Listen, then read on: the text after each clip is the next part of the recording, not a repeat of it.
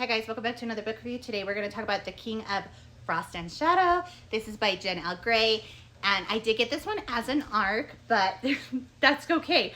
I actually love this one. This is not the first Fae fantasy romance I read by her. If you know anything and you can go back a couple months ago, like last winter, I had picked up another one of hers. That was kind of a compilation of it was a series that was written by a couple different authors, and I loved it. So when I saw that she had ARC signups for another Fae series, like for another Fae kind of like fantasy romance, I totally dived in. I was like, please. I signed up and I'm like, I so hope I get chosen. And I was lucky and I did. And I was like, yes, I got all excited because I was completely hooked on that one. I devoured that one in one day and I stayed up really late till like 4 a.m. devouring this one. I was like, oh, I'm just gonna read a little bit before bed. Next thing I know, I finished the book. It's 4:10 in the morning and I'm like, whoopsie daisy. So that tells you it was pretty good. This one, as any of you have seen probably like my little meme about it, this one is an emotional roller coaster. I'm gonna straight up tell you, it is very angsty and it is an emotional roller coaster. It is book one, and so it's going to be an unfinished series, and so be prepared with that. It is available on Kindle Unlimited, so it's one that you can go ahead and pick up on Kindle Unlimited, so you can go ahead and set those reminders each time a book comes out, and it'll alert you. So it's not like you're not gonna know when those books come out if you have Kindle Unlimited, and you put those little, like, it on your wish list. I don't know about you, but mine goes, and I have an iPad, so the Kindle app does alert me every time a book comes out, so I'm just giving you kind of a heads up. I don't know if you guys know that or not, but it does do that for me.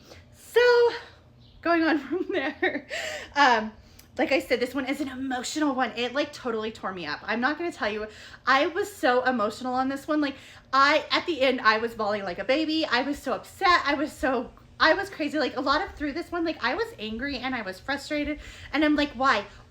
Just let it happen. Just let it happen. And I was so frustrated. And so this one is gonna have kind of your fated mate stuff in it that you expect, but it is not going to be your happy-go-lucky. It is a slower burn like you want, but it is not like your happy, oh, you know, happy stuff. It is truly an enemies to lovers.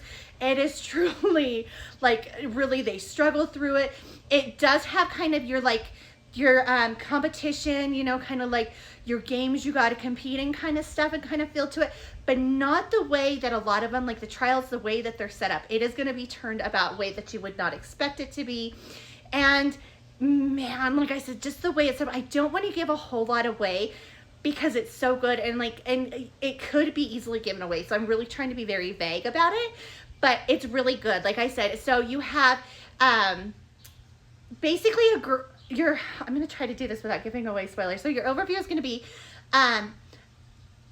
your prince, he ends up capturing a girl from the human realm, and it turns out, and I'm just going to, because this is like the first chapter, so I'm going to go ahead and give this away, and it turns out she is like not who she thinks she is, and so that happens, but he's not happy with her. I'm just going to leave it at that. Things are not what they seem, and you're going to have to read more to kind of get along with that and see how things unfold with that. But oh my gosh, like I said, it's crazy. Like it is emotional, and as the book unfolds, your heart is hurting for them. Your heart is hurting for the situation, and you're just like, oh my God, there's so much. And this one is not, like I said, and being a fantasy romance, it's like sometimes we have really happy fantasy romance, but part of the reason I think I am a romantasy fan is there is darker elements in a lot of fantasy. There is not always go happy, go lucky, like yay, this happened. There is like angst, and there is bad things that happen, and there's wars, and there is just so much negative stuff that happens on top of the positive, and this one is going to be no different. And like I said, this one is just an emotional roller coaster. It's crazy, and it's good. That's all I'm gonna tell you. This was a 5-star read for me.